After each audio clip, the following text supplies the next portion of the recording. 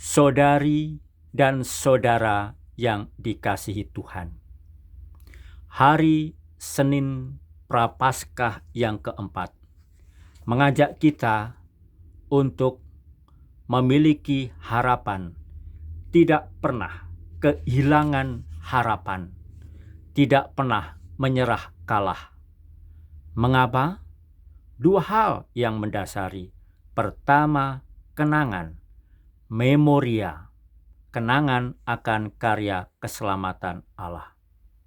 Dan yang kedua, yang didasari oleh kenangan itu, kepercayaan bahwa Allah bertindak, Tuhan tidak meninggalkan. Bacaan Ekaristi hari Senin Prapaskah keempat diawali dengan teks dari kitab Nabi Yesaya. Yesaya mengungkapkan firman Allah yang mengatakan bahwa Allah menciptakan langit yang baru dan bumi yang baru. Masa depan masih ada, perubahan itu nyata, harapan bukan sesuatu yang sia-sia. Allah bertindak, Allah akan memperbaharui.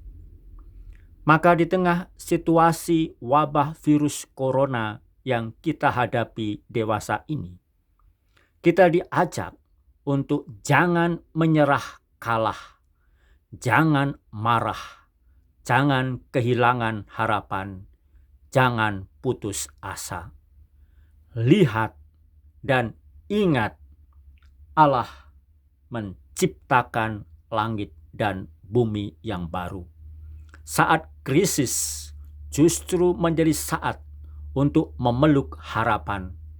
Saat krisis sungguh bisa menjadi saat menjadi kreatif, membangun kebaharuan, mengupayakan perubahan.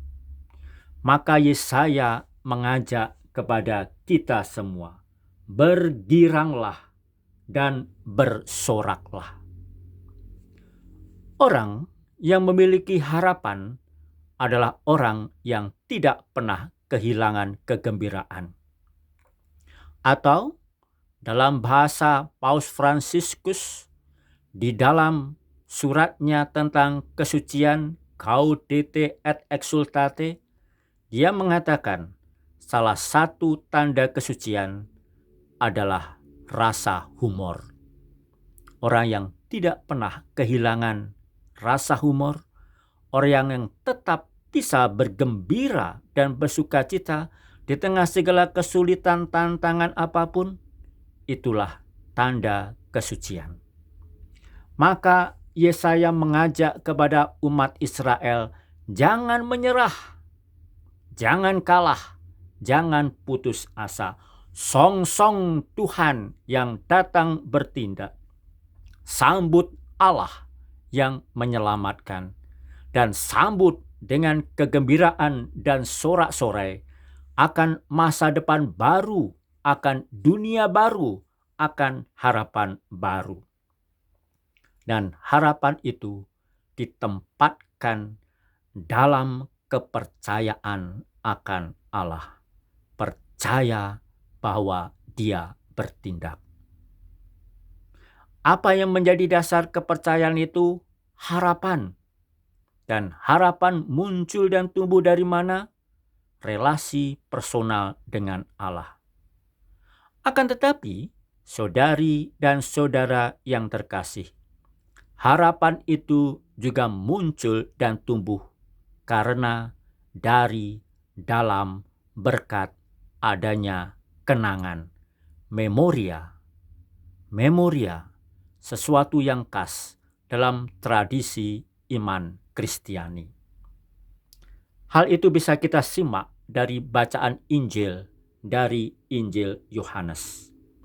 Dikatakan di dalam Injil itu, Yesus menuju Galilea. Galilea tentu di satu sisi bukan tempat yang mudah bagi Tuhan. Sebab ingat, Tuhan sendiri pernah mengatakan, tidak ada nabi yang dihormati di negerinya sendiri. Ya, Galilea adalah tempat asal Yesus.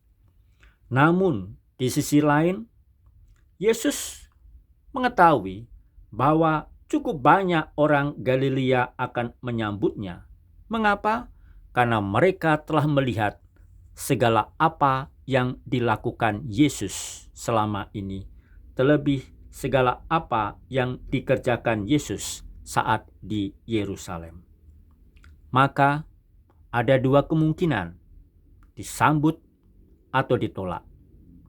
Namun Tuhan tidak pernah memakai perhitungan manusiawi. Dia menuju ke sana karena dia tahu bahwa memang dia akan menunjukkan dan menyatakan kemesiasan. Maka di tengah perjalanan itu, Tuhan menjumpai seorang di Kapernaum, seorang pegawai istana yang anaknya sedang sakit. Maka ketika pegawai istana itu mendengar bahwa Yesus datang ke daerah itu, dia segera pergi menyongsong dia, menyambut dia, dan memohon kepadanya supaya anaknya disembuhkan, sebab anaknya hampir mati. Namun Tuhan menantang orang itu masuk dalam iman yang lebih dalam. Tuhan bertanya, jika kamu tidak melihat tanda dan mukjizat, kamu tidak percaya. Ingat, memoria, kenangan. Karena dia pernah melihat Yesus yang melakukan karya-karya ajaib, yang menunjukkan tanda-tanda kemesiasan, maka pasti kenangan akan peristiwa itu menancap dalam dirinya, tersimpan dalam kenangannya, dan itu menumbuhkan harapan dan kepercayaannya. Tanda sesuatu yang pernah terjadi. Sama seperti Yesaya mengajak bangsa Israel percaya akan Allah yang memberi harapan langit baru, bumi baru. Karena apa? Yesaya mengingatkan perjalanan sejarah bangsa, sejarah keselamatan Allah. Betul, history adalah juga memuat his story, kisah karya Tuhan, kisah tindakan Allah. Sehingga dengan demikian sejarah ini menjadi sejarah keselamatan. Maka pegawai istana itu meminta kepada Tuhan segera datang sebelum anaknya mati. Menarik kisahnya, Yesus justru mengatakan, pergilah, anakmu hidup. Saudari dan saudara, pegawai istana meminta Yesus datang, namun Yesus meminta pergi. Yesus tidak menuruti permintaan itu. Yesus tidak memenuhi permintaan itu. Mengapa? Ingat, Tuhan tadi mengatakan, jika kamu tidak melihat tanda dan mukjizat, kamu tidak percaya. Iman yang lebih dalam, bukan Yesus yang mendatangi, namun sabda itu datang.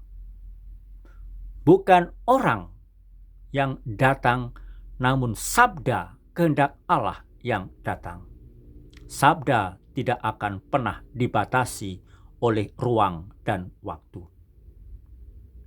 Maka pegawai istana itu tidak lagi menantikan tanda, langsung melihat Yesus yang menyembuhkan, namun dia percaya Yesus pasti akan menyembuhkan betapapun dia tidak datang ke rumahnya.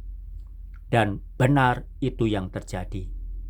Dalam perjalanan pulang, dia disambut oleh pegawai-pegawainya yang mengatakan anaknya sembuh.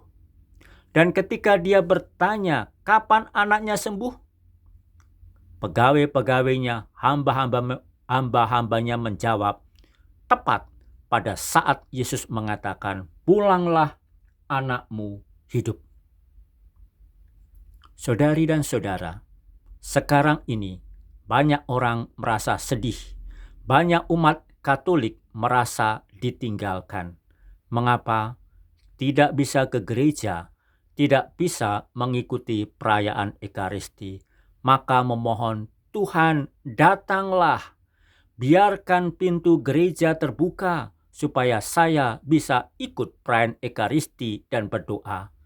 Namun pintu gereja ditutup demi kesehatan kita, demi keselamatan kita. Dan persis seperti dalam bacaan Injil, pergilah, pulanglah, tinggallah di rumah, Tuhan datang.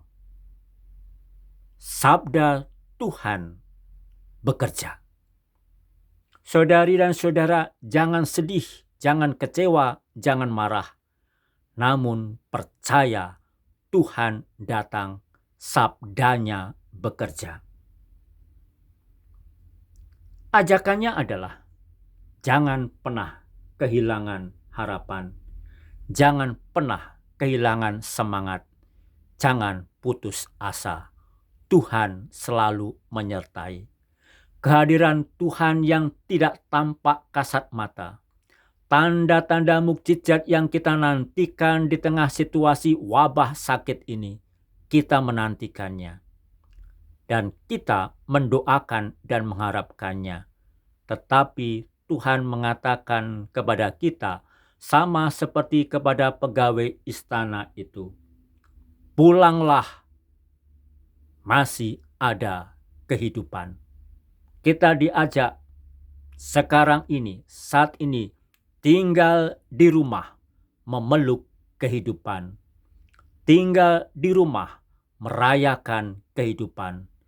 Tinggal di rumah, menyambut kehidupan. Dan itu berarti, sambil tinggal di rumah, kita menyambut dan kita mempersiapkan dengan penuh harapan iman bahwa Allah menciptakan langit yang baru dan bumi yang baru, yang mengajak kita tidak hanya sekedar tinggal diam saja, namun berharap, namun mempersiapkan diri. Perubahan akan terjadi, keselamatan akan nyata. Tidak hanya nanti, namun juga kini. Dan kita diminta memeluk, merayakan, dan membangun hidup mulai dari rumah, mulai dengan dan dalam rumah bersama keluarga kita masing-masing. Jangan marah, jangan kecewa, tetap berharap. Ingat, kenangan akan karya keselamatan Allah. Tuhan memberkati. Amin.